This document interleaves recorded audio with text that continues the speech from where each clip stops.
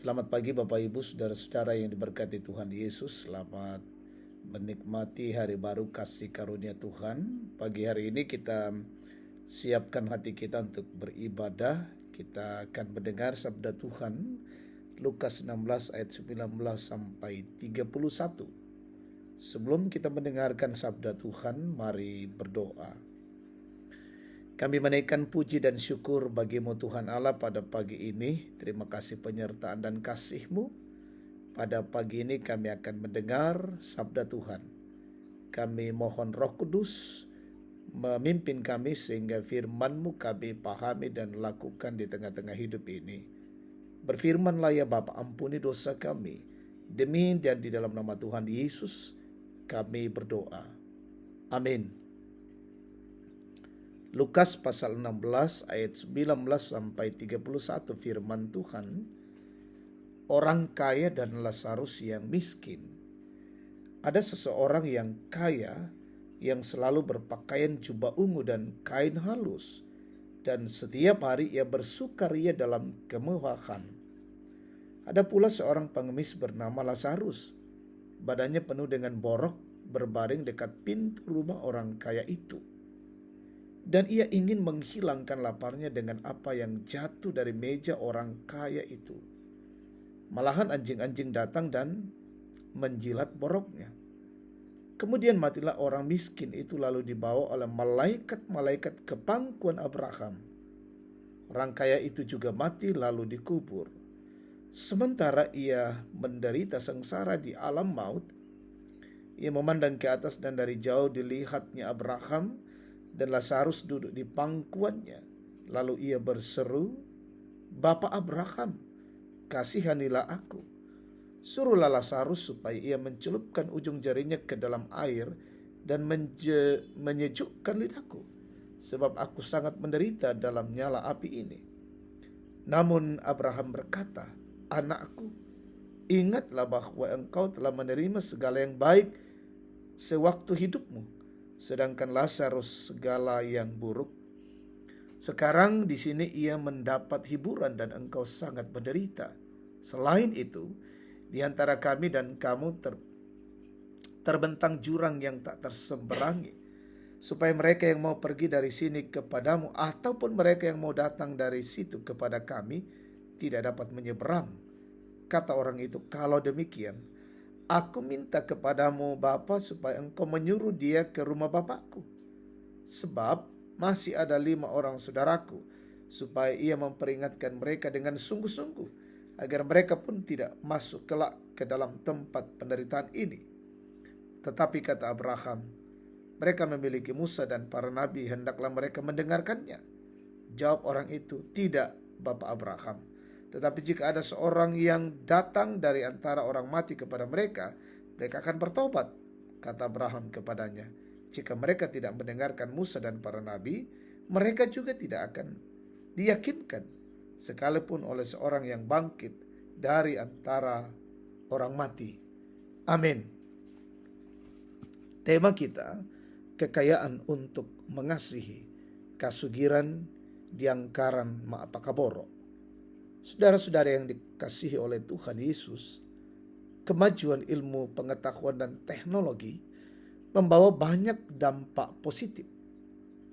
Pekerjaan menjadi lebih mudah dan membuka inovasi untuk meningkatkan pertumbuhan ekonomi dan meningkatkan taraf hidup. Di sisi lain, kemajuan dibarengi dengan memudarnya kepedulian terhadap sesama. Sekarang ini, manusia hanya berfokus pada dirinya sendiri. Bahkan tak jarang yang rela mengorbankan sesama demi tujuannya tercapai. Sifat ini kian merajalela dalam kehidupan orang percaya. Tak jarang orang kaya hanya memikirkan diri dan tidak peduli kepada sesamanya. Demikian pula kehidupan orang-orang Farisi pada masa itu. Mereka fokus pada uang dan pujian hingga rela mengorbankan orang lain. Mereka hanya peduli pada orang-orang kalangan elit dan tidak peduli pada miskin. Karena itu Yesus menceritakan pengajaran tentang orang kaya dan Lazarus yang miskin. Kekayaan yang dinikmati orang kaya tidak menjadi jaminan memperoleh kehidupan yang kekal. Justru Lazarus yang miskin diberi kesempatan untuk menikmati hidup abadi. Alasannya begitu menyentak. Ternyata orang kaya ini hanya menikmati kekayaannya sendiri. Kekayaan membuatnya membatasi diri dengan orang lain. Ia tidak punya kasih terhadap orang miskin. Allah memberikan kekayaan kepadanya agar dipergunakan untuk mengasihi sesama, bukan membatasi diri. Saudara-saudara, apakah Allah melarang kita untuk kaya? Tentu tidak.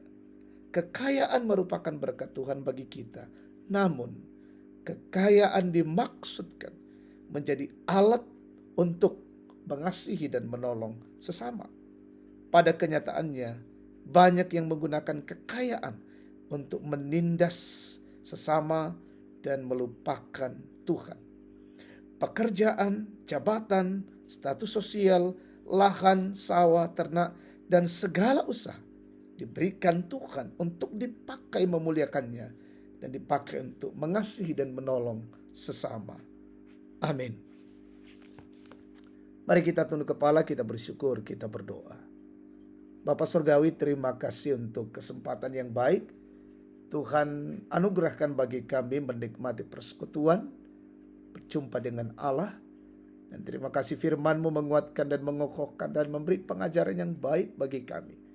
Sebagai orang-orang yang diberi berkat dari Tuhan, diberikan anugerah yang luar biasa, kami diajar untuk bagaimana berbagi, mengasihi, dan menolong sesama dengan berkat-berkat yang Tuhan beri bagi setiap kami. Sehingga kami pun menjadi bagian dari kehidupan orang lain dengan berbagi, mengasihi, dan menolong. Hari ini kami melanjutkan siaran hidup, kami mohon pertolongan Tuhan, bimbingan dan pemeliharaan Tuhan dalam pekerjaan, usaha, pelayanan, aktivitas, perjalanan-perjalanan kami. Mendoakan bangsa ini, pemerintah kami, pemimpin kami, Tuhan berkati, wakil rakyat, aparat negara, dan semua penegak hukum. Dimanapun berada, Tuhan berkati. Umat-Mu di muka bumi ini, dimanapun berada, Tuhan berkati. Yang sakit Tuhan pulihkan, yang berduka Tuhan hiburkan, yang lalai sadarkan, yang bergumul teguhkan ya Bapa. Menikmati pertambahan usia, sempurnakan sukacita mereka. Anak-anak-Mu dalam tumbuh kembang berkati, dalam bangku pendidikan, bangku kuliah, Tuhan berkati. Yang mencari pekerjaan, Tuhan anugerahkan yang terbaik bagi mereka. Bahkan opa, oma, berkati mereka semua.